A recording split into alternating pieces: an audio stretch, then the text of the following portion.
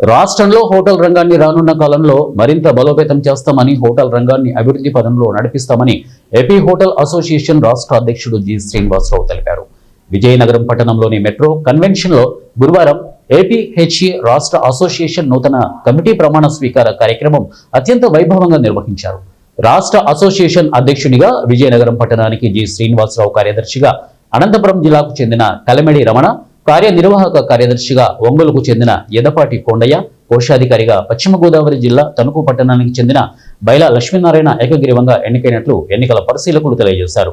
ఈ సందర్భంగా ఏర్పాటు చేసిన పత్రికా సమావేశంలో నూతన కమిటీ అధ్యక్షుడు శ్రీనివాసరావు మాట్లాడుతూ, ఉమ్మడి ఆంధ్రప్రదేశ్ విడిపోయిన అనంతరం రాష్ట్రంలో హోటల్ రంగం మరింత అభివృద్ధి చెందాల్సిన అవసరం ఉందన్నారు. రాష్ట్ర ప్రభుత్వానికి అన్ని విధాల యొక్క సహాయ సహకారాలు అందిస్తామని, అలాగే హోటల్ రంగం ఎదుర్కొంటున్న సమస్యలపై ప్రభుత్వం దృష్టి సారించి న్యాయం చేయాలని కోరారు. హోటల్ రంగం ఒక ఇండస్ట్రీగా పనిచేస్తోందని అన్నారు. లక్షలాది మందికి ఉపాధి కల్పించే హోటల్ రంగం నుంచి ప్రభుత్వానికి కోట్లాది రూపాయల ఆదాయంతో పాటు పర్యాటకంగా అనేక సేవలను అందించడం జరుగుతోందని అన్నారు. ఆంధ్రప్రదేశ్ హోటల్స్ అసోసియేషన్ అధ్యక్షుడిగా నేను ఎలక్ట్ అవ్వడం, అలాగే ఆ అసోసియేషన్ ఆనందపూర్ సెక్రటరీగా అనంతపురం నుంచి రమణ గారు, అలాగే ఎగ్జిక్యూటివ్ సెక్రటరీగా రవి కొండయ్య గారు, ఒంగోలు కారణం ఆదిరావు లక్ష్మి గారు, అలాగే కవిపూర్తి లక్ష్మీనారాయణ బాబు గారు, వారి ప్రెసిడెంట్గా ఎలక్ట్ అవ్వడం జరిగింది. అయితే ఈరోజు మొత్తం 13 జిల్లాల నుంచి కూడా ప్రతి సభ్యులు కూడా 500 నుంచి సభ్యులు అసోసియేషన్ రావడం జరిగిందండి. ఇందులో మేము ప్రతి 2 సంవత్సరాలు కూడా మీటింగ్ జరుపుకుంటూ ఉంటాము. దాంట్లో ప్రతి సభ్యులు పార్టిసిపేట్ చేసి నిన్ననే రావడం జరిగింది. అందరూ కూడా మా ఒక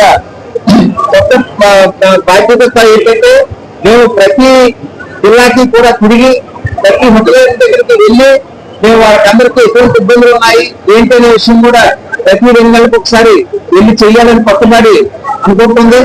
అలాగే మా గౌరవ ముఖ్యమంత్రి గారు ఈ హాస్పిటాలిటీ రంగానికి మామూలు ఇండస్ట్రియల్ స్టేటస్ ఇచ్చి ఉన్నారు. అయితే ఆ స్టేటస్ కొత్త హోటల్స్ లాస్ట్ ఇయర్ పెట్టిన నుంచే ఇవ్వడం జరిగింది. అట్లా కాకుండా ఇప్పుడు ప్రతి పాత హోటల్స్ కూడా ఈ ఇండస్ట్రియల్ స్టేటస్ ఇస్తే బాగుంటుంది అనేది మా అభిప్రాయం. అది ముఖ్యమంత్రి గారిని, మరి గౌరవ ఉప ముఖ్యమంత్రి పవన్ కళ్యాణ్ గారిని, లోకేష్ గారిని పొలం కూడా జరుగుతుంది. వెళ్ళిపోయిన తర్వాత తెలిసి అందరినీ కలిసి ప్రభుత్వ మినిస్టర్ కూడా ఈ విషయం తెలియజేయడం జరిగింది. వారు కూడా మేము ఖచ్చితంగా హోటల్ రంగానికి ఏదైనా చేస్తామన్నటువంటి మంచి నిశ్చయంతో ప్రభుత్వం కూడా ఉంది. మాకు ఇంకో విషయం ఏంటంటే,